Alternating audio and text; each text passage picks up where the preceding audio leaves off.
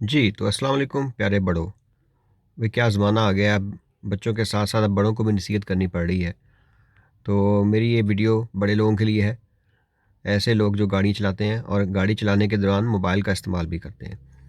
तो देखा गया है कि लोग एक तो फ़ास्ट लेन में चला रहे हैं स्लो स्पीड के साथ, कान में मोबाइल लगाया हुआ है कान के साथ और उसका ध्यान कहीं और है।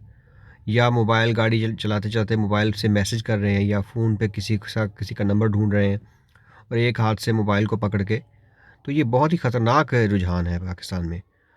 तो अगर आप देखें कोई हादसा होता है तो हादसे के बाद जब अगर सड़क को नज़र डालते हैं लोग, अगर सड़क पे ब्रेकों के निशान हैं टायरों के, तो वो तो ठीक है।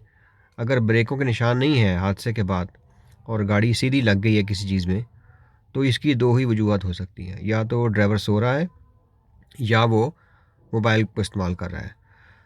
तो अब इसका हल ये है कि वैसे रिकमेंडेड तो नहीं है, गाड़ी चलाने के दौरान मोबाइल का इस्तेमाल रिकमेंडेड नहीं है, लेकिन अगर आपको इस्तेमाल करना पड़ जाए, तो ये एक छोटा-सा मोबाइल होल्डर है, ये 300-400 रुपए का है, ये लगता है गाड़ी के अंदर। तो इसका ये होगा कि आपके कम से कम चेहरा आपके जो आपकी आई साइट है, आपकी नज़रें सामने की तरफ होंगी, इसको इस्तेमाल करते हुए भी आप कम से कम सड़क के ऊपर नज़र रख सकते हैं।